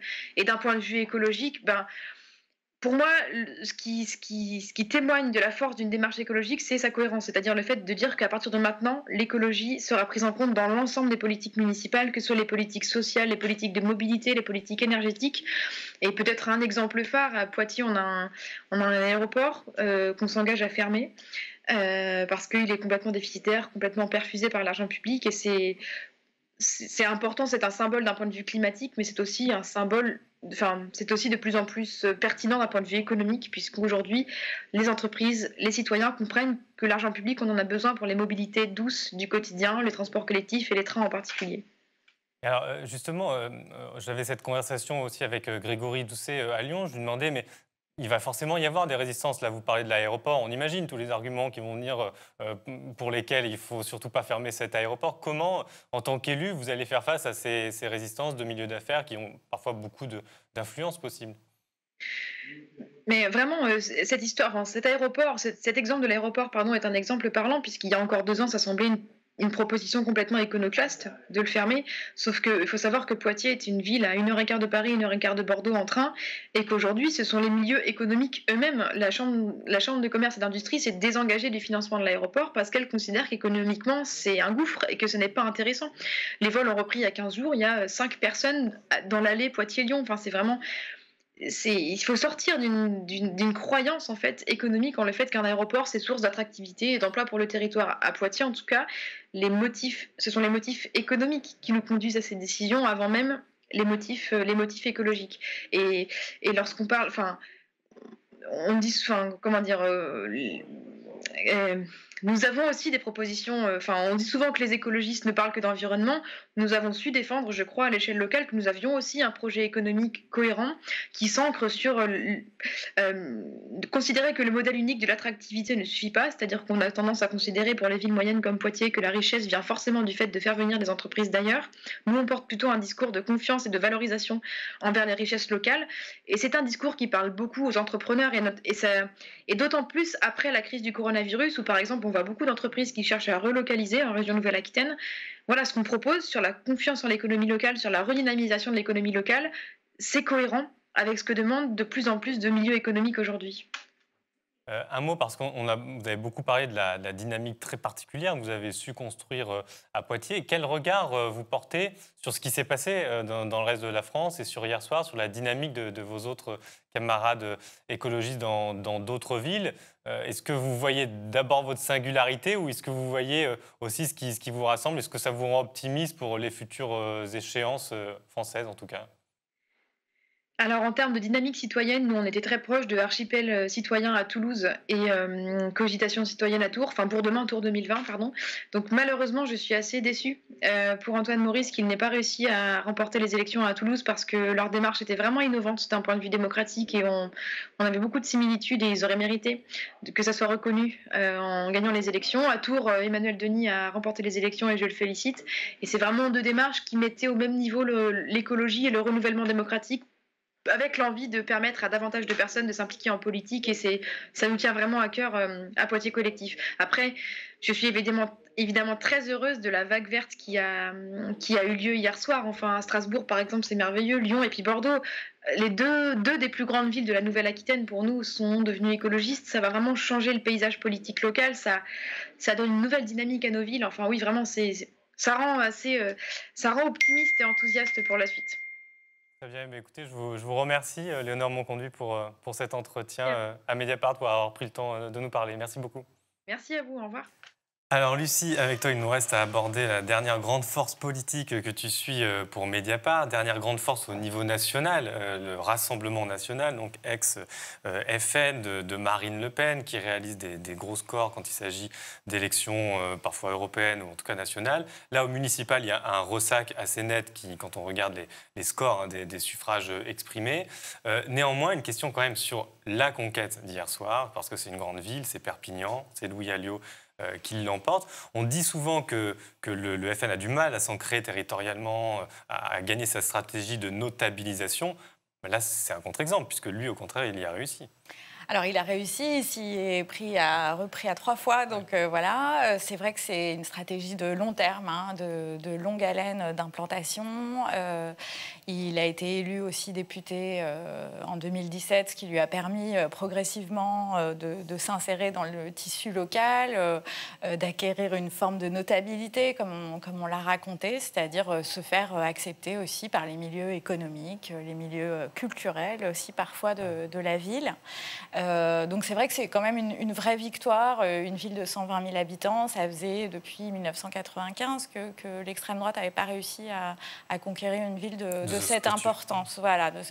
Et ce que Marine Le Pen a immédiatement dit, c'est voilà, ça va nous montrer qu'on est capable de gérer une grande ville, parce qu'évidemment, c'est pas du tout pareil. Perpignan ou Hénin-Beaumont, c'est pas la même échelle. D'accord. Voilà. Mais en même temps, ça cache quand même ce que je rappelais au début, c'est-à-dire le grand recul de leur influence, même au municipal. Oui, tout à fait. Alors déjà, il faut aussi rappeler que la victoire de Louis Alliot, elle se fait dans un contexte particulier où lui a mis son étiquette dans sa poche, a pris énormément de distance avec les cadres du parti, les a d'ailleurs pas invités à venir faire campagne avec lui.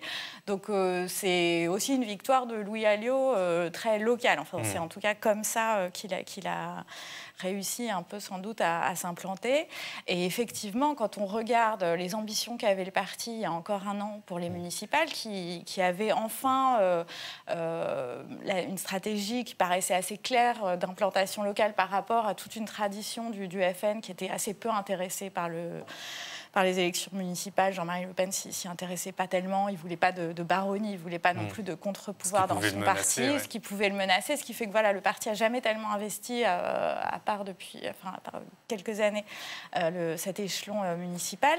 Mais quand on regarde les ambitions, effectivement, c'est vraiment un très net recul, même par rapport à 2014. En fait, en termes de conseillers municipaux, le parti perd quasiment la moitié de ses conseillers municipaux. Il en avait 1480, je crois, en 2014. Il y en a plus que 840 aujourd'hui. Donc c'est vraiment... Alors après, quand même, un élément qu'il faut rappeler, c'est qu'il a quand même réussi à conserver des villes de taille moyenne. Au premier tour, hein, on n'en a pas beaucoup parlé. Dès le premier tour, voilà, ce qu'il n'avait déjà pas du tout réussi à faire quand il avait conquis des villes dans les années 90. En général, le retour de bâton était immédiat. Voilà. Là, il a conservé Fréjus, Beaucaire, Hénin-Beaumont et souvent haut la main au premier tour. Donc c'est un élément quand même à prendre en compte. Ouais. Et parfois, il y a la question des agglomérations, le contrôle des agglomérations qui se joue, par exemple, à Béziers. Un mot quand même du député qui a gagné une petite commune dans le Nord, Ludovic Pajot. J'avoue que j'avais pas été très attentif à ce député. J'ai un peu redécouvert son existence. Comment il faut prendre cette victoire? Est-ce que là, encore une fois, c'est l'arbre qui cache la forêt dans le Nord où il y avait des ambitions aussi assez grandes du parti? Oui, c'est ça. Alors, effectivement, moi-même, on n'avait pas été forcément très attentif à sa candidature parce qu'on attendait des gros scores dans des villes plus importantes comme Maubeuge, Lens, Denain, où vraiment le parti avait mis Sébastien Chenu, le porte-parole du RN, voilà, espérait gagner Denain. Lui, dès le premier tour, il est éliminé. Donc, oui, non, c'est une petite victoire. Il faut quand même rappeler qu'effectivement, le RN fait des scores très importants dans ces villes. Donc, il n'est pas... c'est une petite conquête, voilà. Une petite conquête qui ne cache pas quand même que le parti, globalement, fait plutôt des contre-performances dans le Nord par rapport à ce qu'il attendait. Et un dernier élément qu'on voulait évoquer dans cette émission, c'est le fait que la plupart de ceux qui réussissent au plan local ne sont pas vraiment dans la ligne, ou en tout cas proches, de Marine Le Pen. Est-ce que ces élections-là, elles peuvent créer des tensions dans l'appareil Rassemblement national? Je pense que c'est ça qu'il va falloir regarder, effectivement, parce que Perpignan, le Perpignan remporté par Louis Alliot est effectivement sur une ligne très différente de la ligne de Marine Le Pen. Hein. C'est vraiment ce FN du Sud, ce RN du Sud, qui est plutôt libéral économiquement, qui est assez proche d'une droite qui est très très à droite depuis longtemps dans cette région. Pareil en PACA. Voilà. Donc là, c'est sûr que ce bastion du Sud, on va avoir comme ça un axe Ménard, Alliot, qui sont en rupture avec le parti, va évidemment pouvoir peser très différemment au sein des instances du parti avec justement cette assise locale que n'ont pas, je veux dire, quand on regarde en termes de population, Hénin-Beaumont, Moissac, c'est vraiment... C'est rien du tout. Enfin, je veux dire, c'est pas du tout le même poids. Donc la ligne de Marine Le Pen, un peu ce qu'eux appellent social-étatiste, voilà, est un petit peu sur le territoire mise en minorité. Très bien. Merci Lucie et merci Pauline. On a cet après-midi retrouvé notre ami Benjamin Théoul à Montpellier pour nous raconter la fin de la campagne la plus folle de France. On a enregistré ça cet après-midi. Je vous laisse regarder.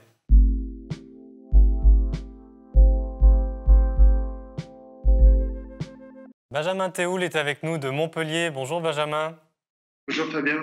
Tu es journaliste, cofondateur du DOC, notre partenaire à Montpellier.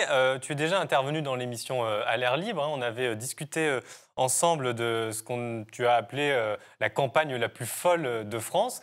Bon, finalement, elle se conclut assez banalement, si j'ose dire, par la victoire d'un bon vieux socialiste. Alors, pas si vieux que ça, hein, Michael Delafosse. Bon, peut-être une nouvelle génération, mais un socialiste quand même, pour une ville qui l'a déjà été. Est-ce que tu peux nous en dire un peu plus sur son profil et sur un score à plus de 40%, qui n'était pas forcément espéré, vu la coalition des opposants qu'il avait en face de lui? Oui, alors Michael Delafosse, c'est un vrai coureur de fond sur cette mandature. Il s'est déclaré très tôt dans le mandat. Il a joué d'une forme d'ambiguïté il y a 2 à 3 ans, en ayant un pied à l'intérieur du Parti socialiste, qui est une formation politique un peu moribonde, et un pied à l'extérieur pour pouvoir déborder l'appareil politique en créant une association d'État montpelliérain. Et puis finalement, il a fait preuve de constance, de rigueur, qui a payé au moment où cet hiver, les écologistes ont complètement volé en éclats. Du coup, alors que la marque écologique est une marque plutôt forte, on a vu au regard des résultats d'hier, tout en France, lui, il s'est retrouvé deuxième le soir du premier tour.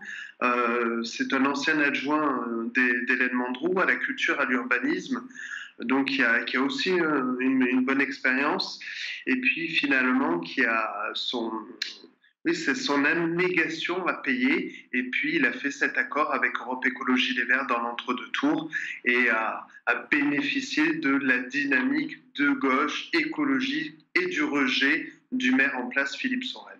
Ouais, comment tu expliquerais le fait qu'à Montpellier, contrairement à d'autres grandes villes qui partagent parfois certaines caractéristiques, l'écologie politique a finalement raté cette campagne, relativement en tout cas? Oui, bah, c'est sûr que quand la liste de co-alimentation avec le logo LV fait 7,2, 7,4% le soir du premier tour, c'est clairement un échec. Il faut savoir que Europe Écologie Les Verts fait son plus mauvais score dans une grande ville à Montpellier. Même à Nice, Europe Écologie Les Verts fait mieux, c'est pour dire. Donc non, oui, il y a eu des tensions internes.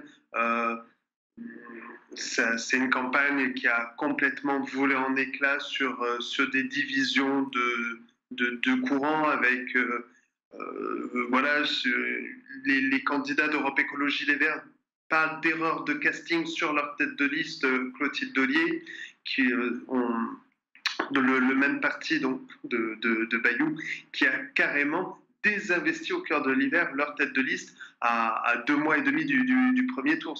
C'est du jamais vu. Donc, arriver dans ces conditions-là, effectivement, ils ont fait en dessous de 10%, mais et derrière, c'est le candidat socialiste, Mickaël Delafosse, qui s'était complètement repeint en vert.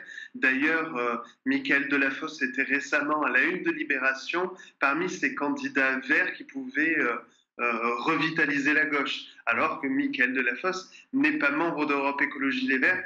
C'est pour dire à quel point il y a eu aussi une confusion, et lui aussi a su en jouer, et il était bien plus vert que rose dans ce scrutin. Alors, un mot de la coalition dégagiste, hein, j'emploie ce terme faute de mieux, je renvoie à l'émission à laquelle tu as participé, on avait décrit cette coalition de partis de gauche alternative, d'écologistes dissidents, les partisans de l'humoriste Rémi Gaillard qui s'étaient retrouvés derrière le milliardaire Moed Altrad. Bon, finalement, eux, ça a été le ratage complet parce que son score n'a été amélioré que de quelques points à peine, alors qu'il aurait dû faire sur le papier, si on additionnait tout automatiquement, un peu bêtement, il aurait dû faire beaucoup plus. Donc là, pour le coup, les électeurs ont dit non, on ne comprend rien à cet attelage, quoi. Oui, puis la difficulté, c'est que Moed Altrad et son attelage, malgré tout, ils ont fini 3e le soir du premier tour d'une triangulaire, 3e sur 3.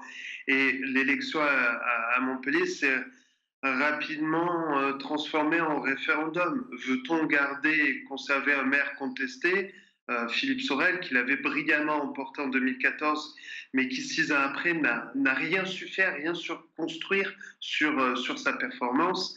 Et du coup, il y a eu un rejet massif de sa part, et le vote utile était le deuxième, quelqu'un situé clairement à gauche de l'échiquier politique, qui fait la promotion de valeurs écologistes et qui promet d'apporter un nouveau souffle sur Montpellier. Et dans cette configuration-là, Moed Altrad et le youtubeur humoriste Rémi Gaillard, qui en a fait des caisses pendant les 10 derniers jours, n'ont pas trouvé succès, n'ont pas trouvé d'électeurs. Un mot quand même, parce qu'on parle tout le temps des villes-centres, mais en fait, il y a beaucoup de compétences, d'argent, on le sait, qui sont en réalité concentrées dans les métropoles. Est-ce qu'il y a des choses notables, toi, depuis hier soir, que tu as repérées dans l'équilibre de la métropole montpelliéraine? Non, on voit que certaines communes dont les maires étaient proches de Philippe Sorel, qui a été battu hier, ont été aussi battus. Donc je ne pense pas que les électeurs de ces villages, de ces petites communes, se sont dit « tiens, notre maire est proche de Philippe Sorel, on va le sanctionner ». Mais ça révèle notamment l'incapacité de Philippe Sorel sous ce mandat à bien choisir ses troupes, à bien choisir ses soutiens. Je pense à Saint-Jean-de-Védas où la maire a été battue au profit d'un socialiste, Villeneuve-les-Maguelones, Cournonterral, etc. Voilà. Aujourd'hui, oui, l'appareil socialiste va prendre du poids sur la métropole de Montpellier. Un dernier mot avant qu'on se quitte, parce que tu avais participé à une autre émission à l'air libre, on parlait du Front National, ou du Rassemblement National, pardon, et tu évoquais la difficulté à s'implanter, en tout cas dans l'Hérault. Là, encore une fois, le second tour a plutôt confirmé ces observations. Oui, on se rappelle les arguments des acteurs du Rassemblement National. C'était on va se refaire la cerise avec le second tour grâce à une nouvelle mobilisation, une nouvelle affluence dans les isoloirs. Ça n'a pas du tout été le cas et le Rassemblement National a fait des scores très médiocres, notamment à Lunel, à Sète, Frontignan, etc. Du coup, il y a un vrai problème sur cette incapacité pour le parti de Marine Le Pen à s'implanter dans des communes de taille moyenne en périurbain, des communes qui pourtant la plébiscitent sur des élections nationales. Eh bien, écoute, merci beaucoup Benjamin pour ce tour d'horizon à Montpellier et dans la métropole et le département. Merci beaucoup. Merci à toi.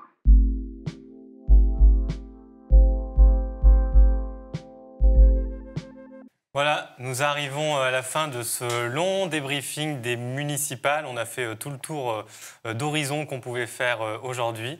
Avec moi pour clore cette émission, Edoui Plenel, cofondateur de Mediapart.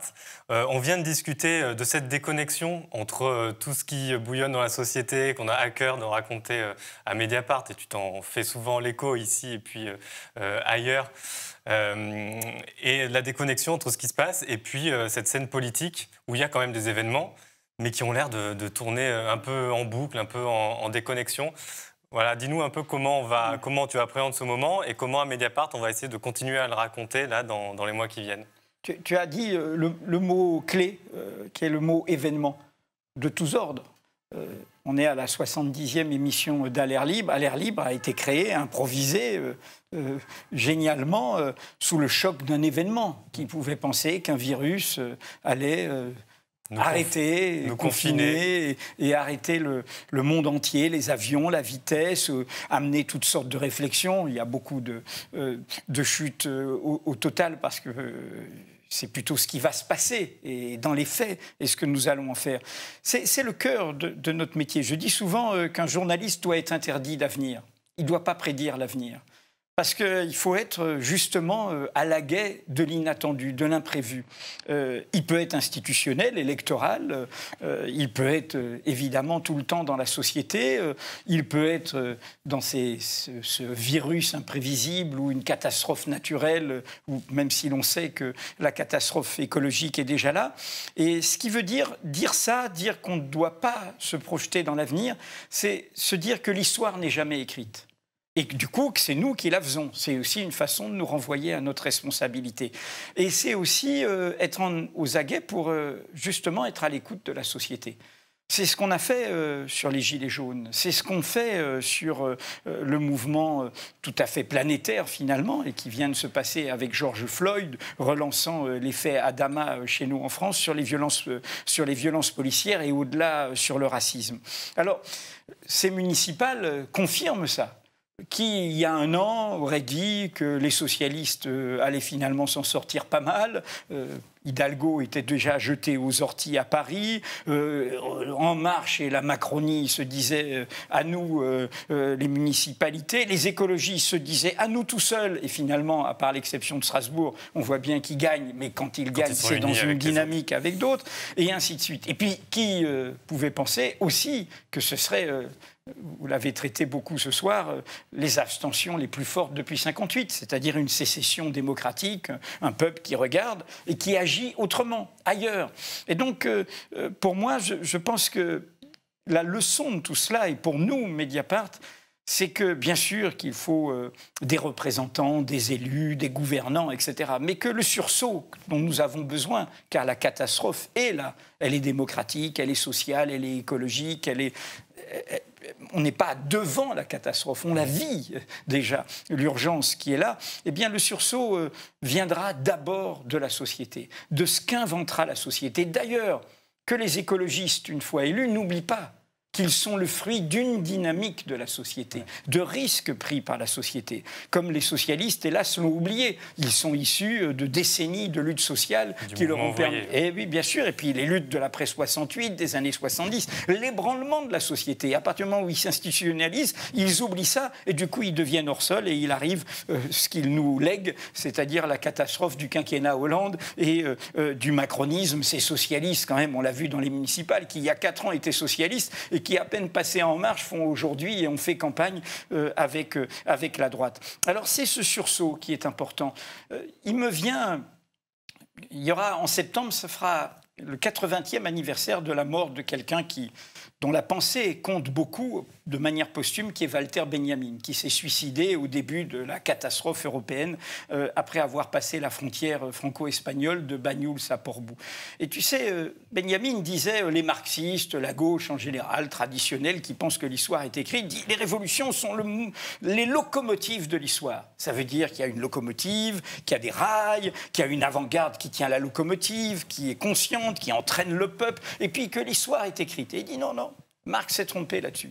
Les révolutions, c'est plutôt le moment où les gens qui sont dans le train tirent le signal d'alarme pour déclencher les freins d'urgence parce qu'ils ont compris que le train va dans le mur ou dans le gouffre. Tous les mots sont importants. Les gens qui sont dans le train, ils ne pensent pas forcément tous pareil.